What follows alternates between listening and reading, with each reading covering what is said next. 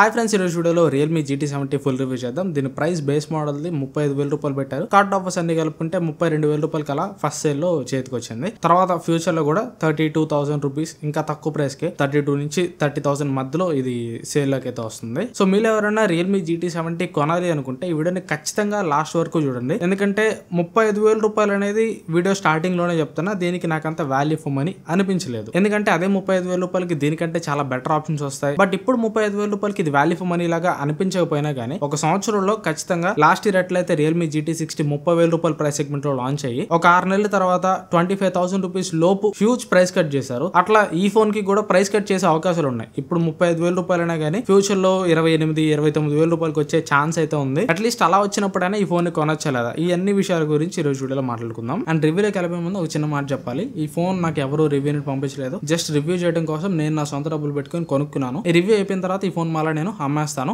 ఇది base model. నేను card offers అన్ని కలుపుకొని 32,000 రూపాయలకు కొన్నాను. ఒకవేళ మీరు ఎవరైనా ఇంట్రెస్టెడ్ ఉంటే ఇక్కడ నా టెలిగ్రామ్ అండ్ ఇన్స్టాగ్రామ్ ఐడి కనిపిస్తుంది, ఐడికి మెసేజ్ చేయండి. 29,000 రూపీస్ కి ఫోన్ ఇచ్చేస్తాను. ఆ ప్రైస్ కి బేరాలు ఏమీ ఆడకుండా 29,000 రూపాయలకి ఎవరైతే తీసుకోవడానికి ఫుల్లీ విల్లింగ్ గా ఉన్నారో వాళ్ళు మాత్రమే మెసేజ్ చేయండి. ఫస్ట్ ఈ ఫోన్ లో మెయిన్ హైలైటింగ్ పాయింట్ పర్ఫార్మెన్స్. ఇది పర్ఫార్మెన్స్ ఓరియంటెడ్ స్మార్ట్ ఫోన్ కాబట్టి దీనిలో ఉన్న పర్ఫార్మెన్స్ గురించి మాట్లాడుకుందాం. దీనిలో ప్రాసెసర్ వచ్చేసరికి Dimensity 8400 మ్యాక్స్ ప్రాసెసర్ ఉంటుంది. LPDDR5X ర్యామ్ తోడు వస్తుంది. UFS 4.0 స్టోరేజ్ తోడు వస్తుంది.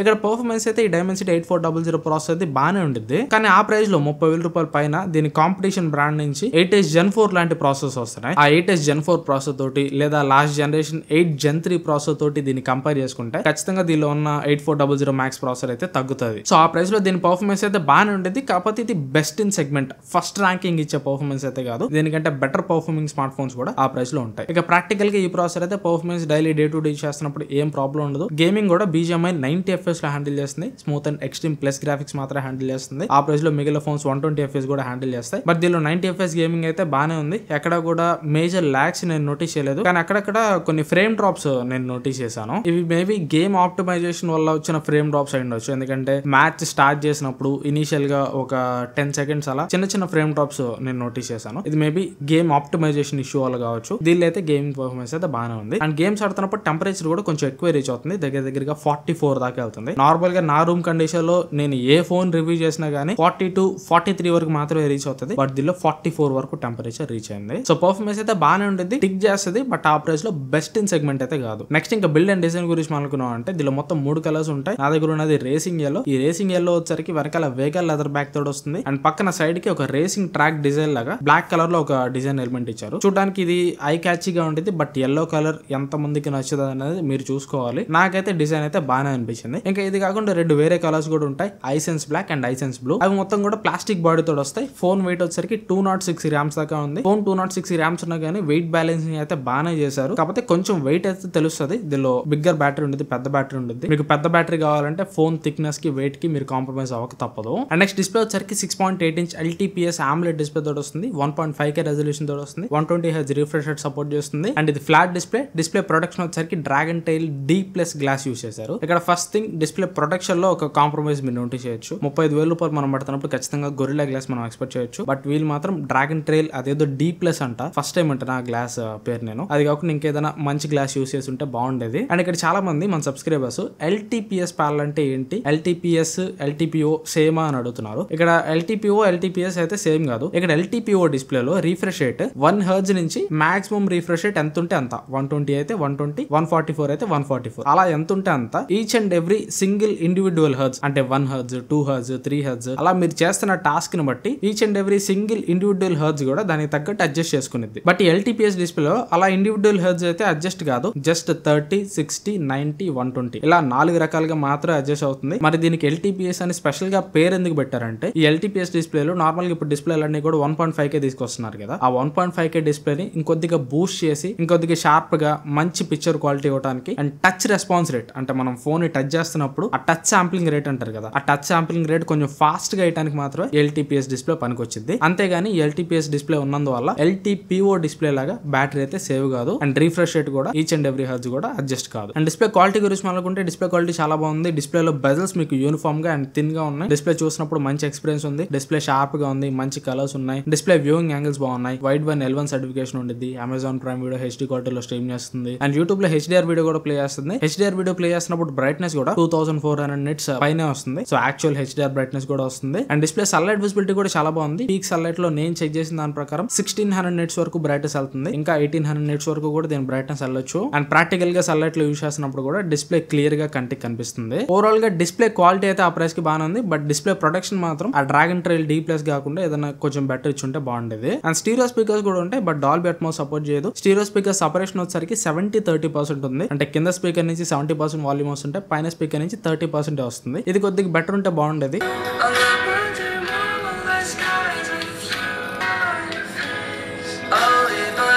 అండ్ బ్యాటరీ వచ్చేసరికి 7000 mAh బ్యాటరీ తో వస్తుంది. 120 వాట్ ఫాస్ట్ ఛార్జింగ్ సపోర్ట్ చేస్తుంది. ఇక్కడ బ్యాటరీ లైఫ్ అయితే ఎక్సలెంట్ గా ఉంది. నాకు 9 hours పైన స్క్రీన్ ఆన్ టైం వచ్చింది. అండ్ ఈ 9 hours పైన స్క్రీన్ ఆన్ టైం కూడా 2-3 బ్యాటరీ సైకిల్స్ ఫినిష్ అయిన తర్వాత చెప్తున్నాను. అంటే ఆల్రెడీ ఈ 9 hours screen on time screen shot మీకు చూపించే ముందు నేను బ్యాటరీని ఆల్రెడీ ఒక 2 సార్లు డ్రైన్ చేశాను. అంటే ఫోన్ కొన్న దగ్గర నుంచి ఒక 2 సార్లు ఫుల్ ఛార్జ్, ఒక 2 సార్లు ఫుల్ బ్యాటరీ డ్రైన్ చేశాను. కొన్ని బ్యాటరీ సైకిల్స్ కంప్లీట్ అయిన తర్వాత 9 hours స్క్రీన్ ఆన్ టైం నాకు వచ్చింది. మీరు హెవీ యూజర్ అయితే ఖచ్చితంగా ఒక 1 full వర్కింగ్ డే, ఇంకా చెప్పాలంటే 1.5 day కూడా వస్తుంది. ఒక రకంగా నేను ఫోన్ అయితే హెవీగానే యూజ్ చేశాను. నేను మార్నింగ్ 10 గంటలకి ఫోన్ బ్యాటరీ 100% ఉన్నప్పుడు ఫోన్ యూజ్ చేయడం మొదలు పెడితే ఈ రోజు సాయంత్రం 8 గంటల వరకు నాకు బ్యాటరీ బ్యాకప్ వచ్చింది. అంత బాగుంది బ్యాటరీ లైఫ్ అయితే. ఈవెన్ ఫుల్ ఛార్జ్ చేయడం కూడా చాలా ఈజీ. మీరు ఒక గంట లోపే 55 minutes లోపే దీన్ని ఫుల్ ఛార్జ్ చేసేయచ్చు. నేను 13% ఉన్నప్పుడు ఛార్జింగ్ పెట్టాను. 100% కావడానికి 46 minutes వరకు టైం తీసుకుంది. అండ్ ఆ 46 minutes లో కూడా 97% నుంచి 100% కావడానికి దగ్గరగా 11 నిమిషాలు తీసుకుంది. అంటే 13% నుంచి 95% వరకు విత్ ఇన్ 35 minutes నాకు ఫుల్ ఛార్జ్ అయిపోయింది. లాస్ట్ 3%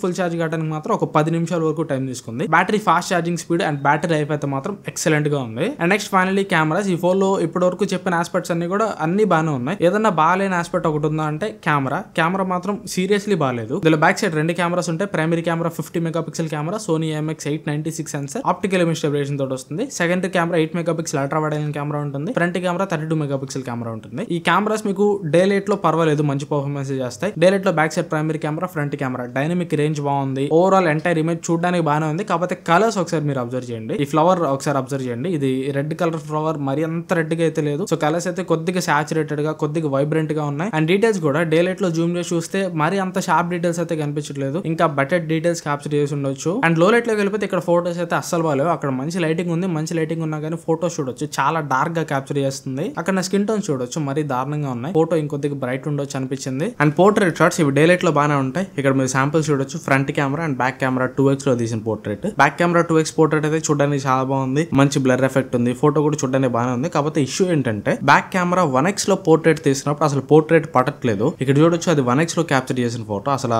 ఆ బ్లర్ ఎఫెక్టే లేదు. నార్మల్ మోడ్ లో ఫోటో తీసినట్టుంది. బ్లర్ లెవెల్ ఎంత అడ్జస్ట్ చేసినా, ఈవెన్ 1x లో కెమెరాని దగ్గరికి తీసుకెళ్లి ఫోటో తీసినా గానీ అసలు బ్లర్ ఎఫెక్టే ఇవ్వట్లేదు. ఓన్లీ పోర్ట్రేట్ అయితే ప్రెసెంట్ 2x లో మాత్రమే ఆ బ్లర్ ఎఫెక్ట్ అయితే వర్క్ అవుతుంది. అండ్ వీడియోస్ వచ్చేసరికి back side primary camera, front camera use చేసి 4K 60 FPS వరకు వీడియో రికార్డ్ చేయొచ్చు. ఒకసారి back side primary camera video sample చూడండి. ఇది Realme GT70 back camera record చేస్తున్నాను. 4K 60 FPS లో రికార్డ్ చేయొచ్చు. వీడియో క్వాలిటీ చెక్ చేయొచ్చు అండ్ ఆడియో క్వాలిటీ కూడా చెక్ చేయండి. నార్మల్ వాయిస్ లో నేను మాట్లాడుతున్నాను. చుట్టూ వచ్చే బ్యాక్గ్రౌండ్ నాయిస్ కానీ, నా వాయిస్ కానీ అలా వచ్చాను.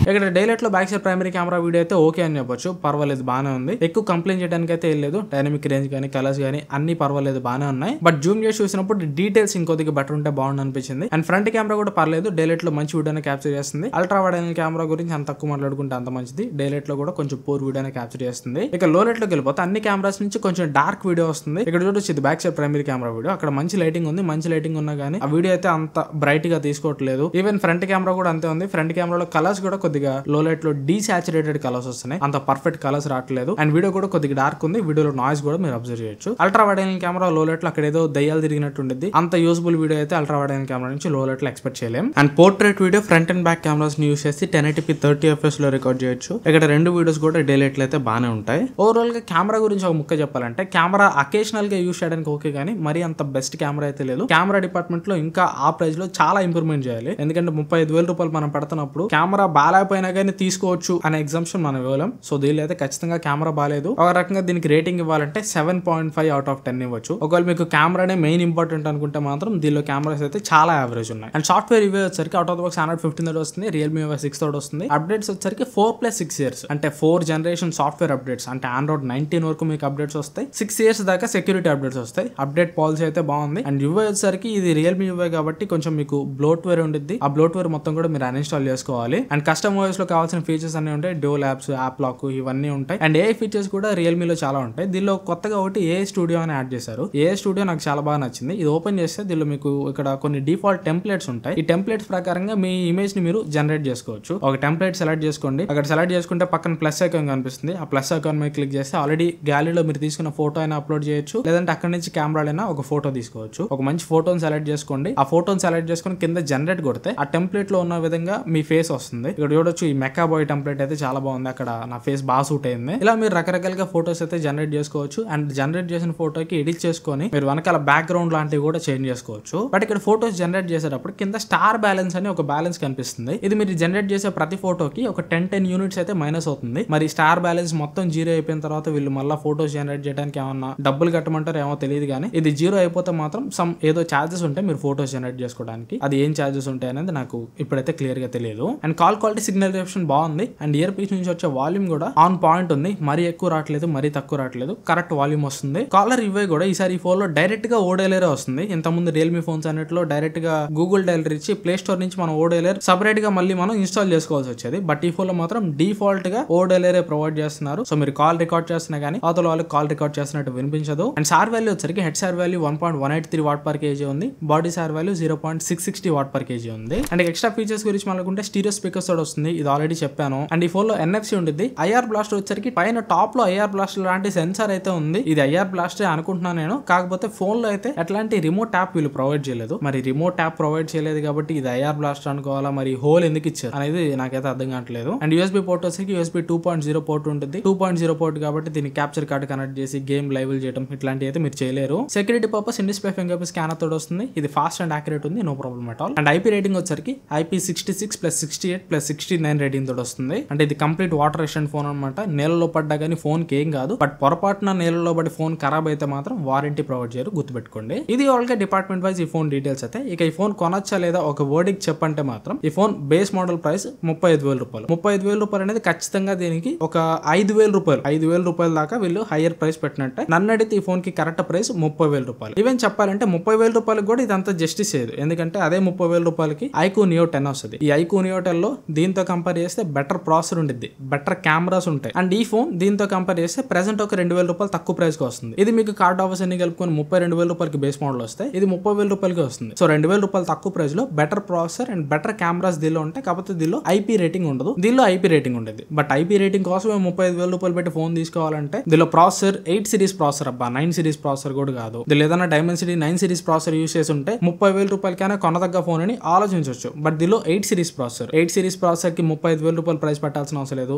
అండ్ దట్టు కెమెరాస్ కూడా చాలా యావరేజ్ ఉన్నాయి. సో అందుకని నన్ను అడిగితే ప్రెసెంట్ 35,000 రూపాయలకైనా ఈవెన్ 30,000 రూపాయలకైనా కానీ ఈ ఫోన్ తీసుకోవద్దు. ఎప్పుడన్నా ఫ్యూచర్ లో ఈ ఫోన్ 30,000 రూపాయల కంటే తక్కువ ప్రైస్ లో లైక్ 27,000 గానీ 28,000 గానీ ఆ ప్రైస్ కి వస్తే ఈ ఫోన్ మీరు ఖచ్చితంగా తీసుకోవచ్చు. ఆ ప్రైస్ కి రాకపోతే ఈ ఫోన్ అసలు తీసుకోవద్దు. ఇంకా నన్ను అడిగితే రియల్మీ నుంచే దీనికంటే చాలా తక్కువ ప్రైస్ లో దీనికంటే better value for money offering out ఉంది. అది జస్ట్ 25,000 రూపీస్ కి వస్తుంది. అదే రియల్మీ P3 Ultra. ఆ రియల్మీ P3 Ultra లో Dimensity 8350 అల్ట్రా ప్రాసెసర్ ఉండేది. దీనిలో Dimensity 8400 మ్యాక్స్ ప్రాసెసర్ ఉండేది. ఈ రెండు ప్రాసెసర్లు మనం ప్రాక్టికల్ గా కంపేర్ చేసుకుంటే ఈ Dimensity 8400 ఒక 10 to 15% బెటర్ ఉండేది. బట్ బెటర్ ఉన్నంత మాత్రం దీనిలో ఏమైనా పర్ఫార్మెన్స్ హ్యూజ్ డిఫరెన్స్ ఉండేది అంటే లేదు. దీనిలో 90 FPS గేమింగ్ ఉండేది. రియల్మీ P3 Ultra లో కూడా 90 FPS గేమింగ్ ఉండేది. ఇంకా చెప్పాలంటే రియల్మీ P3 Ultra లో దీంతో కంపేర్ చేస్తే చాలా బెటర్ కెమెరాస్ ఉంటాయి. ఆ P3 Ultra కెమెరాస్ నేను చూసాను, చాలా మంచి కెమెరాస్ ఉన్నాయి. ఈవెన్ చెప్పాలంటే ఆ ప్రైస్ లో iQOO Neo 10R కంటే కూడా దాని కెమెరాస్ నాకు నచ్చినాయి. అండ్ రియల్మీ P3 Ultra నే నాకు ఆల్ రౌండర్ చాయిస్ అనిపించింది. సో నన్ను అడిగితే ఒకవేళ మీకు రియల్మీ నుంచి పర్ఫార్మెన్స్ ఓరియంటెడ్ స్మార్ట్ ఫోన్ ఒకటి కావాలనుకుంటే ఈ రియల్మీ GT70 తీసుకోవడం కంటే 25,000 రూపాయల్లో రియల్మీ P3 Ultra కళ్ళకు అద్దుకొని తీసుకోవచ్చు. దానిలో 25,000 రూపాయల్లో ఎవ్రీథింగ్ ప్రొవైడ్ చేస్తారు. 1.5K డిస్ప్లే ఉండిద్ది, మంచి ప్రాసెసర్ ఉండిద్ది, మంచి కెమెరాస్ ఉంటాయి, బ్యాటరీ కూడా బాగానే ఉండిద్ది. కానీ 7,000 mAh బ్యాటరీ ఉండదులేండి. బట్ అయినా కానీ దానిలో కూడా ఒక ఫుల్ వర్కింగ్ డే బ్యాటరీ ఈజీగా వస్తుంది. అండ్ దానిలో కూడా IP68+69 రేటింగ్. దీనిలో ఉన్న ఈచ్ అండ్ ఎవ్రీ ఆస్పెక్ట్ కూడా దానిలోనే ఉండిద్ది. అండ్ ఒక 10,000 రూపాయలు తక్కువ ప్రైస్ లోనే వచ్చింది. దాని రెగ్యులర్ ప్రైస్ 25,000 రూపాయలు ఉండిద్ది. కార్డ్ ఆఫర్స్ అన్ని కలుపుకుంటే ప్రెసెంట్ 22,000 రూపాయలకి వస్తుంది. 22,000 రూపాయలకి P3 Ultra అసలు స్టెల్లర్ వాల్యూ ఫోన్ అని చెప్పొచ్చు. రియల్మీ GT70 తీసుకునే కంటే కూడా రియల్మీలో మీకు ఫోన్ కావాలనుకుంటే P3 Ultra తీసుకోవడానికి ట్రై చేయండి. P3 Ultra మీకు చాలా చాలా మంచి చాయిస్ అవుతుంది. ఒకవేళ మీరు రియల్మీ GT70 కన్సిడర్ చేయాలనుకుంటే దీని ప్రైస్ కూడా 26 కానీ 27,000 కి కానీ వచ్చేదాకా ఆగండి. 30,000 రూపీస్ పైన అయితే దీన్ని కన్సిడర్ చేయాల్సిన అవసరం లేదు. 30,000 పైన దీనికంటే బెటర్ చాయిసెస్ చాలా ఉన్నాయి. అండ్ ఆ ప్రైస్ లో ఇదంత వాల్యూ ఫర్ మనీ కూడా కాదు. ఇది ఓవరాల్ గా నా రివ్యూ అయితే. అయితే ఈ వీడియో మీకు అంత కొంత యూస్ఫుల్ అయింది అనుకుంటున్నాను. వీడియో మీ నచ్చితే ఖచ్చితంగా లైక్ చేయండి అండ్ మీ ఫ్రెండ్స్ తోటి షేర్ చేయండి. అండ్ ఇఫ్ ఇన్ కేస్ ఈ వీడియో ద్వారా ఫస్ట్ టైం మీరు మన ఛానల్కి వస్తే ఛానల్లో ఉన్న మిగతా కంటెంట్ కూడా చూసి ఛానల్లో కంటెంట్ యూస్ఫుల్ అవుతుంది, వర్త్ ఉంది అనిపిస్తే ఖచ్చితంగా సబ్స్క్రైబ్ చేసుకుని సపోర్ట్ చేయడానికి ట్రై చేయండి. సబ్స్క్రైబర్ బేస్ పెరిగే కొద్ది, వ్యూవర్ బేస్ పెరిగే కొద్ది ఇంకా ఇలానే మరెన్నో ఫోన్స్ కొని జెన్యూన్ రివ్యూ ప్రొవైడ్ చేయడానికి ట్రై చేస్తాను. సపోర్ట్ చేస్తారని ఆశిస్తున్నాను. Thanks for watching. మన నెక్స్ట్ వీడియోలో కలుస్తాను. Bye bye.